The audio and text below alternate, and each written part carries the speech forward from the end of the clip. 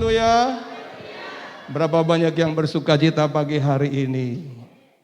Puji Tuhan, terima kasih boleh berjumpa kembali. Kita berjumpa dalam tempat ibadah di tempat ini adalah satu kerinduan. Ya, itu sebabnya kalau kita boleh ada pada pagi hari ini, kita boleh ibadah secara onsite, kita boleh bertatap muka, itu semuanya karena kemurahan Tuhan. Itu sebabnya pagi hari ini saya berterima kasih buat kesempatan kepada, saya sebut Bapak Bendahara, Bapak Pendeta Nestor yang telah mempercayakan saya untuk sama-sama kita belajar kebenaran firman Tuhan. Puji Tuhan, saya percaya kita pagi hari ini dijaga Tuhan, dilindungi Tuhan, diberikan kekuatan, kesehatan. Yuk kita melihat firman Tuhan di dalam Injil Lukas. Injil Lukas pasalnya yang ke-24 atau pasal terakhir. Saudara,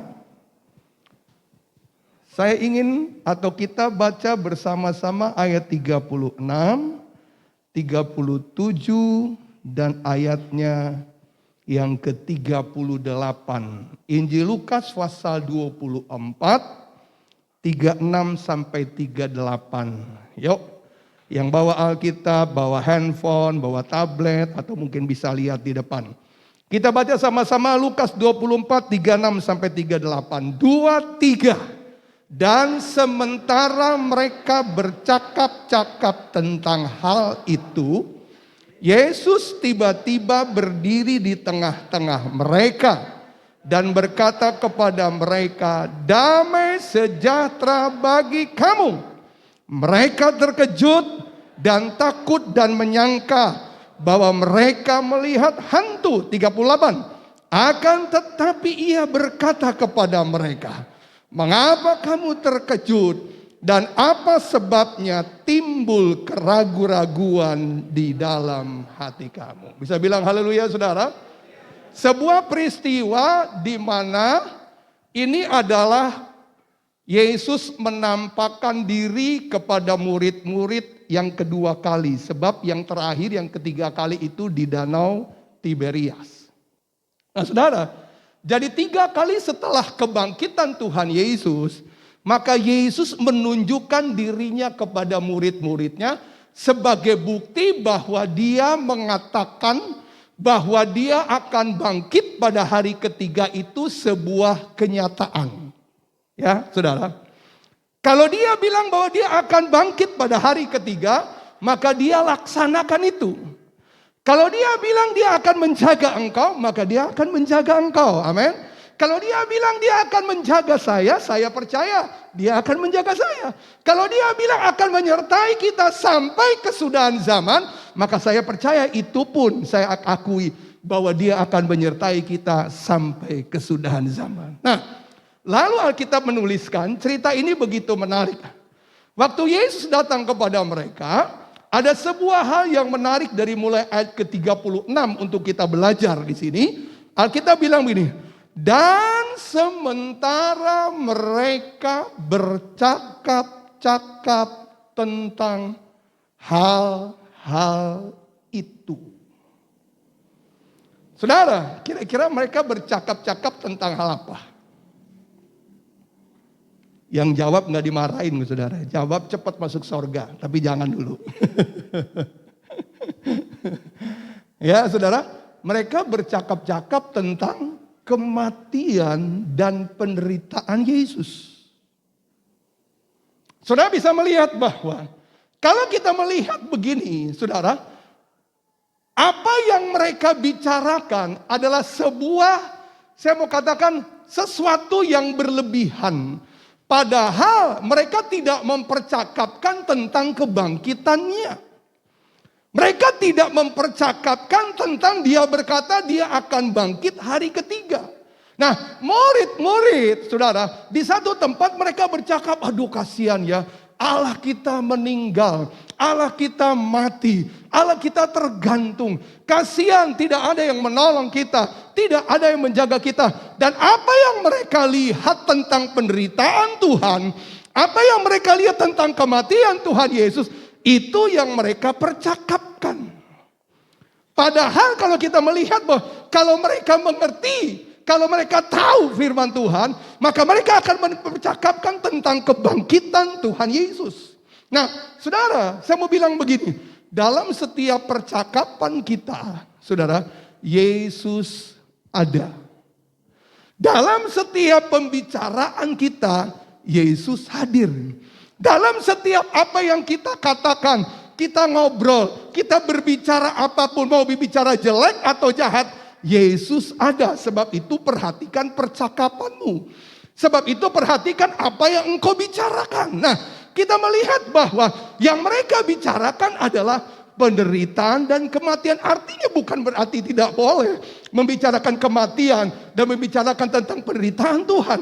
Tapi intinya bahwa dia telah mati. Tapi tidak di situ. Alkitab bilang hari ketiga dia bangkit. Nah, seringkali kehidupan kekristenan sama seperti murid-murid.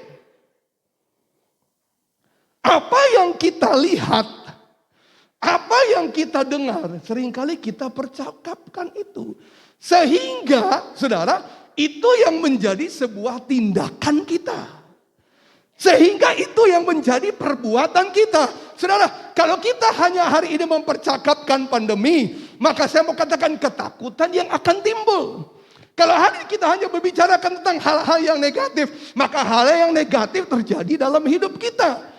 Kalau kita berbicara tentang kemenangan, maka kemenangan akan menjadi bagian hidup kita. Kalau engkau berbicara tentang pengharapan, maka pengharapan itu pun akan menjadi bagian dalam hidup kita.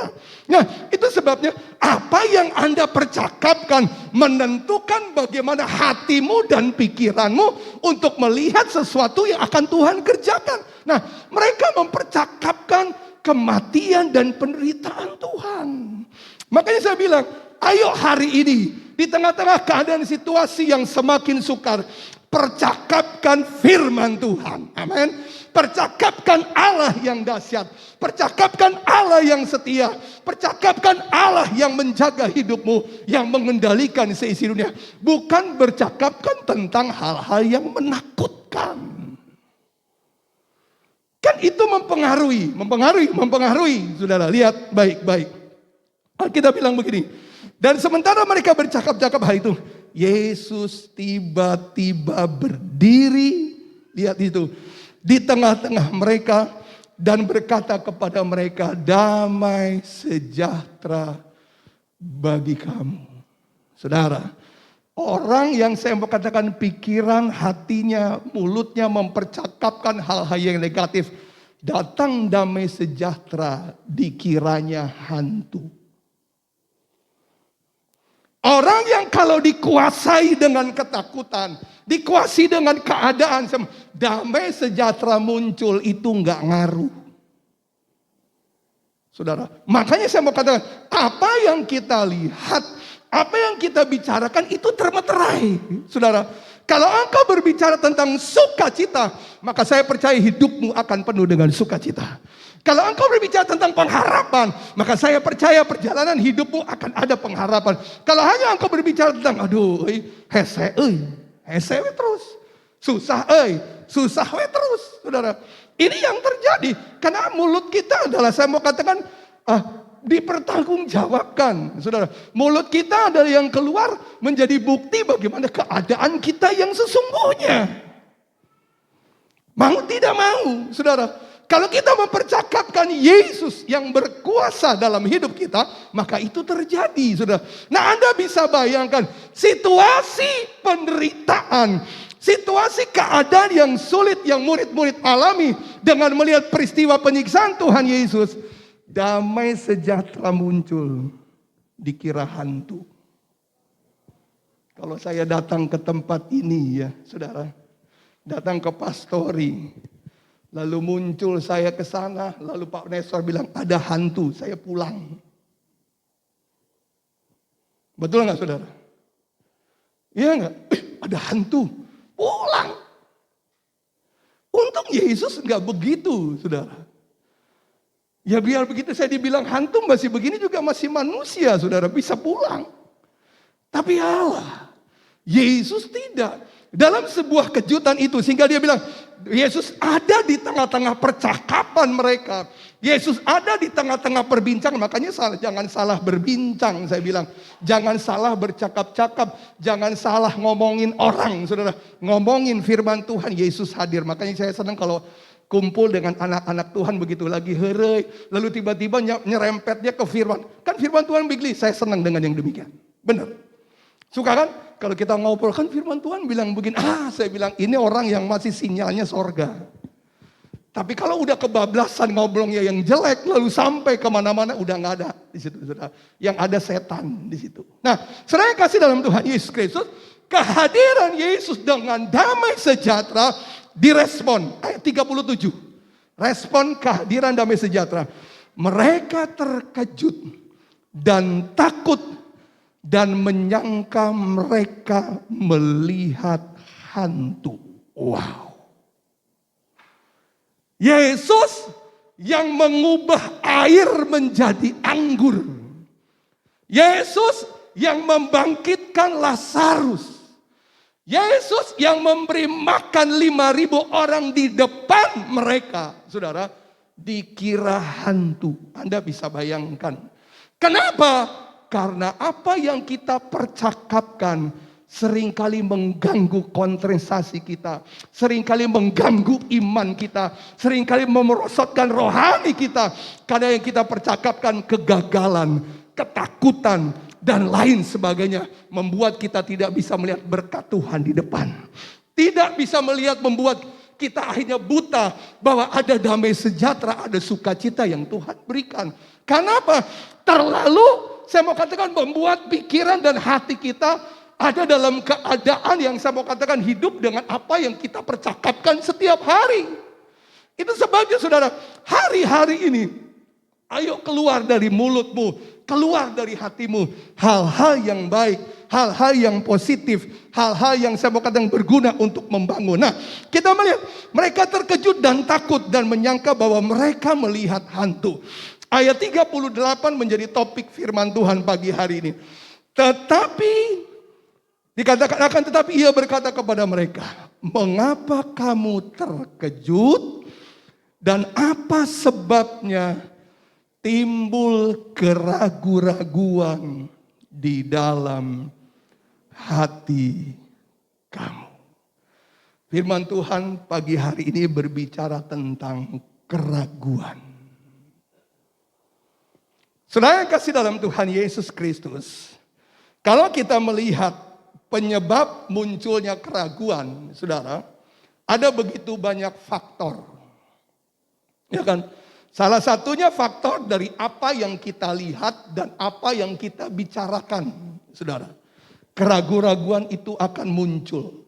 Makanya begini, sebenarnya Tuhan tidak pernah menanamkan keraguan dalam kehidupan kita. Yang setuju katakan amin. Firman Tuhan bilang Roma, orang benar hidup oleh iman, bukan oleh keraguan, saudara. Artinya, tidak pernah ada bibit keraguan yang Tuhan taruh dalam setiap kehidupan orang percaya. Sekali lagi, tidak ada. Hanya persoalannya begini, kenapa dia bisa timbul? Nah ini kan, makanya Yesus bilang, mengapa timbul keraguan-raguan di dalam hati kamu? Ayat yang ke-38, dia bilang, mengapa?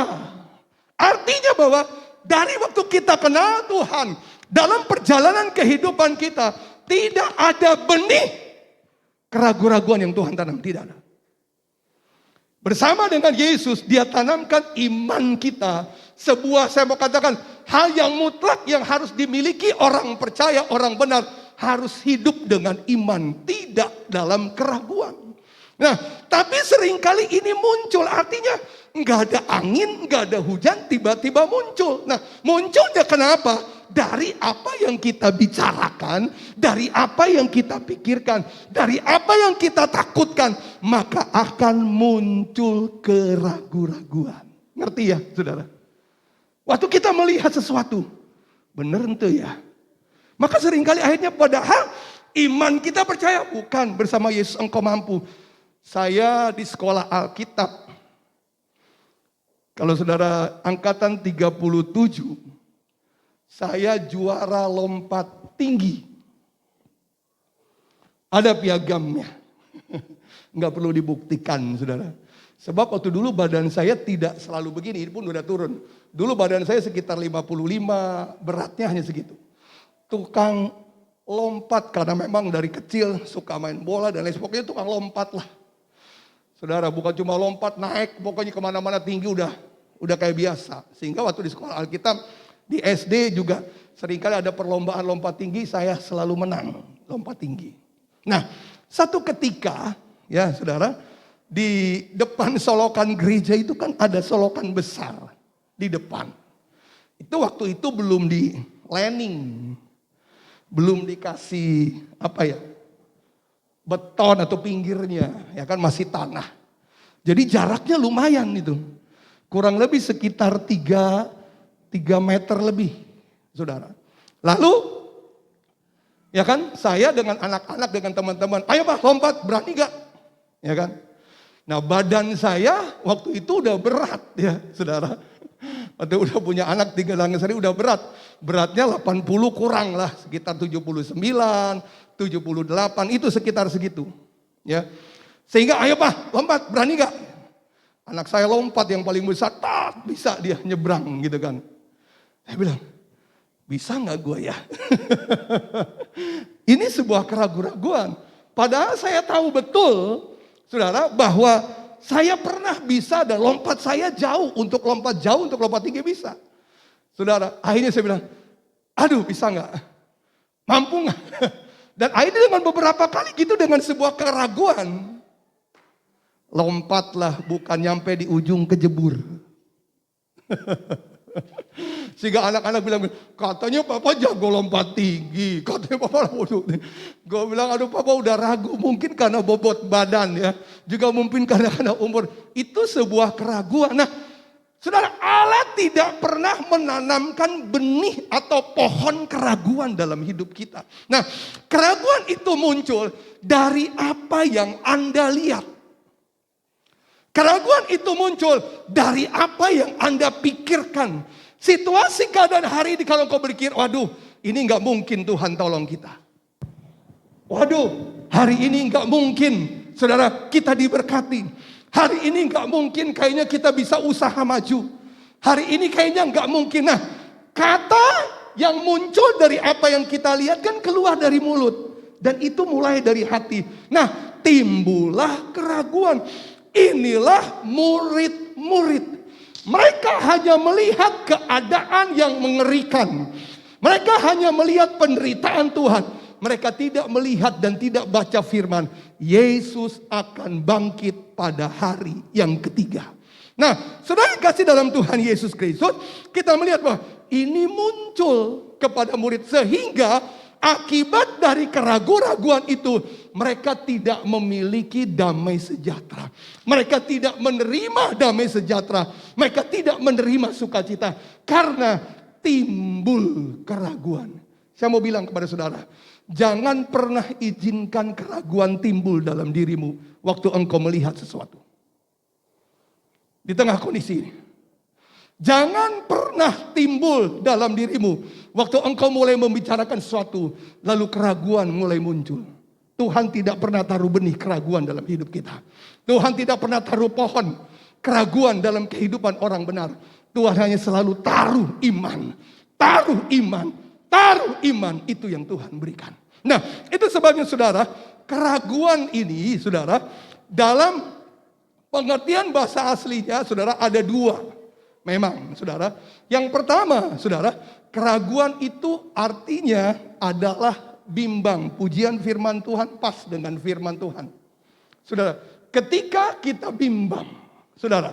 Jadi yang pertama, keraguan itu bimbang. Nah, bimbang itu seperti apa? Yakobus pasal 1 ayat 6 sampai ayatnya yang ke-7. Ada 2.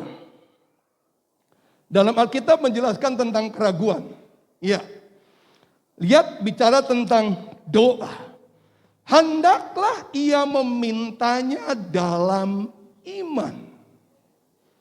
Dan sama sekali jangan bimbang. Sebab orang yang bimbang, dikatakan di situ, sama dengan gelombang laut yang diombang-ambingkan kian kemari oleh angin. Saudara, jadi keraguan, saudara, memiliki persamaan adalah bimbang. Dan saudara lihat, orang yang bimbang jangan pernah menerima, saya mau katakan, jawaban doa. Orang yang bimbang seperti murid-murid akan melihat berkat Tuhan, damai sejahtera justru menjadi sebuah ketakutan. Orang yang bimbang akan melihat keadaan sebenarnya berkat di depan mata berubah menjadi kutuk. Saudara, kenapa? Artinya keraguan ini muncul menghasilkan kebimbangan. Nah, bagaimana kita akan mendapat jawaban doa? Bagaimana kita akan melihat mujizat? Bagaimana kita akan melihat penyertaan Tuhan yang sempurna dalam hidup kita kalau kita bimbang? Yakobus bilang seperti gelombang laut. Wow. Pusing, saudara. Kalau Anda yang pernah naik kapal laut, saudara, maka saya berkata itu tidak seperti Anda seperti naik perahu. Itu akan pusing hidupnya. Galau terus. Ngerti ya, saudara? Susah mengambil keputusan. Kenapa? Karena kebimbangan tadi. Ada angin ke kiri, dia ikut ke kiri. Ada angin ke kanan, dia ikut ke kanan. Artinya apa, saudara? Kehidupannya ditentukan oleh suasana, situasi, dan kondisi. Bukan ditentukan oleh Allah. Ngerti ya? Nah, kehidupan yang bimbang, hidupnya, wah iya mah angin pandemi, milu hese pandemi. Wah iya angin negatif, ikut terus. Pokoknya hirupnya setiap hari masuk angin, saudara. Lihat baik-baik, saya mau katakan kepada saudara, orang yang bimbang hidupnya ditentukan oleh angin, bukan ditentukan oleh imannya kepada Tuhan. Jadi saudara, ragu-ragu itu saudara, persamaan yang pertama adalah bimbang. Yang kedua, saudara, dalam Matius pasal 4, Matius pasal 6 ayat ke-30. Matius 6:30. Jadi, lihat, jika demikian Allah mendandani, lihat baik, rumput di ladang, saudara, yang hari ini ada dan besok dibuang ke dalam api, saudara lihat, tidakkah ia akan terlebih lagi mendandani kamu, hai orang yang kurang percaya.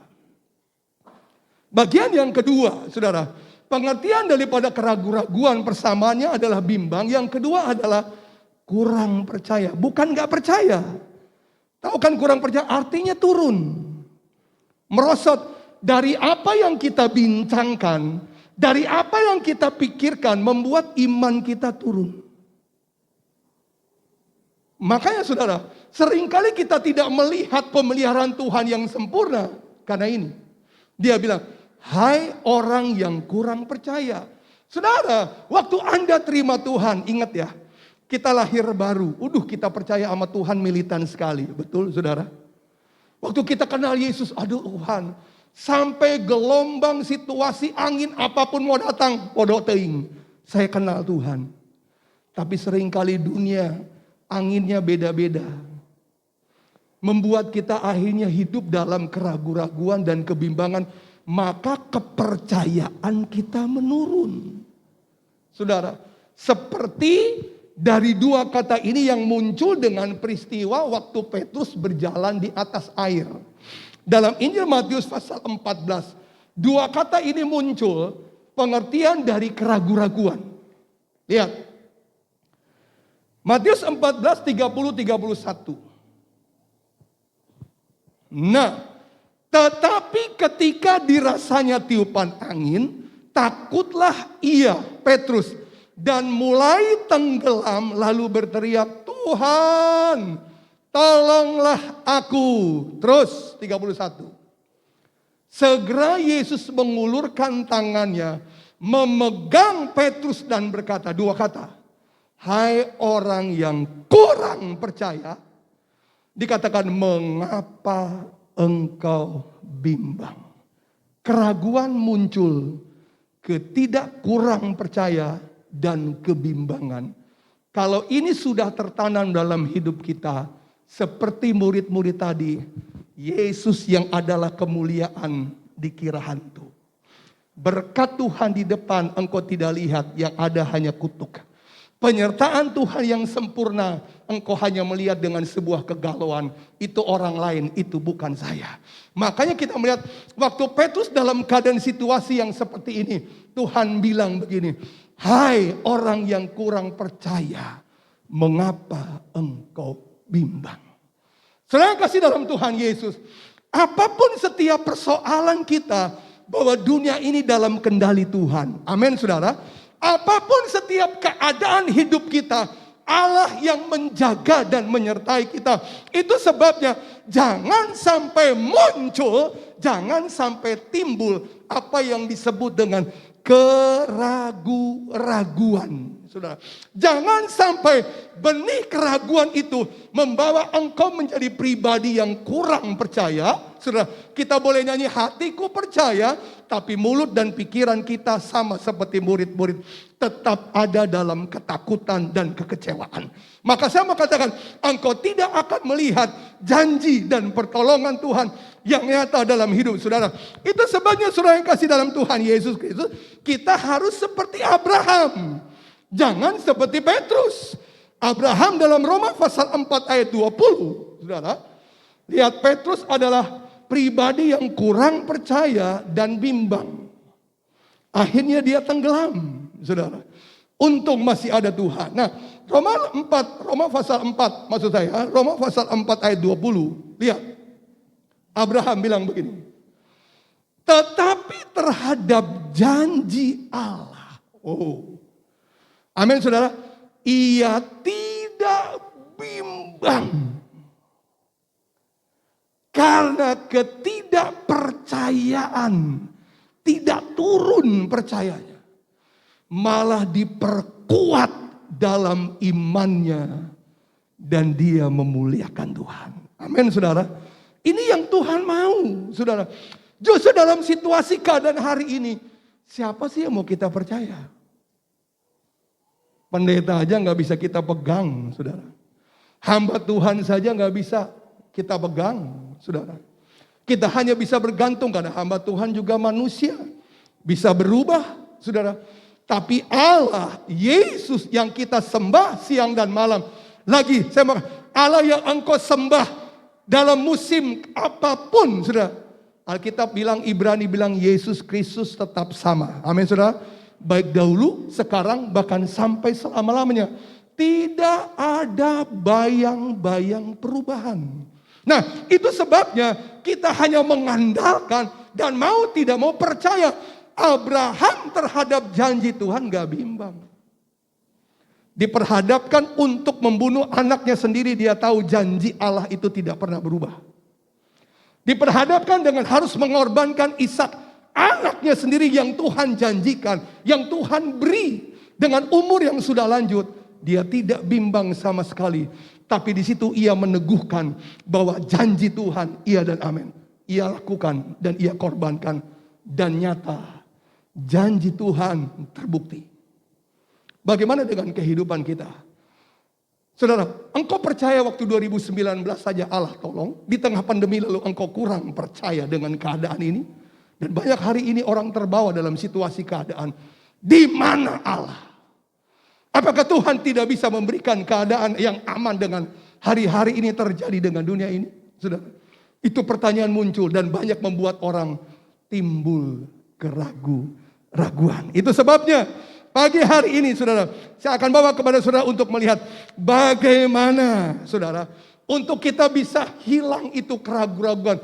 Karena keraguan adalah tembok besar untuk melihat mujizat Tuhan. Keraguan adalah tembok besar untuk kita tidak bisa melihat pertolongan Tuhan.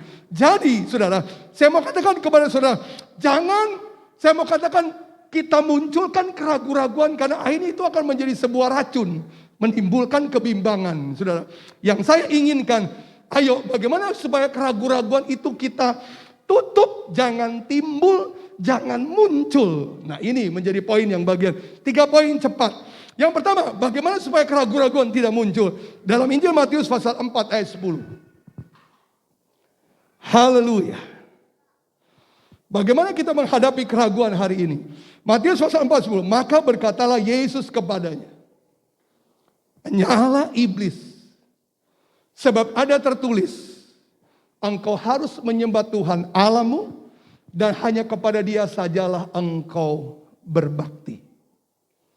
Yesus dibawa oleh iblis untuk dicobai, saudara. Dalam 3 hal yang dipercobai, saudara, tentang harta, tahta, dan kedudukan, sampai bicara tentang makanan, Tuhan kembali fokusnya, dia bilang apa? Sebab ada tertulis, engkau harus menyembah Bapa. Yang pertama, untuk meninggalkan atau membunuh racun keraguan-keraguan dalam kehidupan kita, tidak bisa lain. Engkau harus fokus dengan Tuhan. Engkau harus fokus dengan Tuhan. Pokoknya, saudara, kalau engkau ada di dalam tangan Tuhan, aman. Amin, saudara. Anda dan saya ada dalam pemeliharaan Tuhan, aman. Kalau Dia berkata akan menjaga engkau, maka pasti. Itu sebabnya fokus dengan Tuhan, bukan dengan dunia ini. Dunia ini akan hancur, dunia ini akan tenggelam, tapi Allah tidak akan pernah lewat. Tuhan tetap Tuhan yang sama. Dia tolong engkau 1 tahun yang lalu, 2 tahun yang lalu, Tuhan pun sanggup menolong engkau sampai hari ini. Itu sebabnya fokus dengan Tuhan, saudara. Maka saya bilang, apapun yang hari-hari ini saudara engkau kerjakan, apapun yang hari-hari terjadi dalam hidupmu, percaya, saya hanya mengandalkan Tuhan. Itu yang Yesus sampaikan kepada iblis. Harus kepada Allah, berpusat kepada Allah, bukan kepada dunia ini, bukan kepada harta benda, tapi semuanya kepada Tuhan. Makanya dikatakan ada tertulis. Itu sebabnya saya mau katakan kepada saudara, biarlah yang pertama, untuk menutup racun keraguan, tembok penghalang berkat Tuhan keraguan ini, kita harus fokus dengan Tuhan. Apa yang kau kerjakan untuk Tuhan, apa yang kau lakukan untuk Tuhan, maka saya percaya Tuhan akan bertanggung jawab atas hidupmu. Tuhan yang akan memberkati engkau, Tuhan yang akan menjaga engkau. Yang kedua, saudara, hidup dalam iman. Mau tidak mau, saudara. Dalam Roma pasal 1 ayat 17, di bagian yang paling bawah, kita tahu, jangan hidup dalam keraguan-raguan, jangan hidup dengan ketidakpercayaan, apalagi kurang percaya. Saudara, Alkitab bilang, orang benar akan hidup oleh iman. Dipimpin dari iman kepada iman. Hari ini percaya Tuhan, besok tetap percaya Tuhan, bulan depan tetap percaya Tuhan, sampai tahun depan kita tetap percaya Tuhan. Maka engkau akan bisa melihat kemenangan Tuhan lakukan dalam hidup saudara. Bukan menurun, tetap percaya. Makanya kalau kita menyanyikan aku percaya, itu menjadi sebuah keyakinan kita. Di depan segala persoalan itu, kita percaya bahwa Tuhan pasti tolong. Dalam keadaan situasi bagaimanapun, kita percaya Tuhan pasti bela. Hiduplah dengan iman. Kembali lagi saudara kepada Alkitab. Dalam situasi hari ini, kepada siapa untuk kita percaya? Nggak ada. Tidak ada yang dapat diandalkan. Tidak ada yang dapat kita percaya selain daripada Tuhan. Bagian yang ketiga, deklarasikan firman Tuhan. Yesaya pasal 41 ayat 10. Ayat yang paling kita suka, saudara.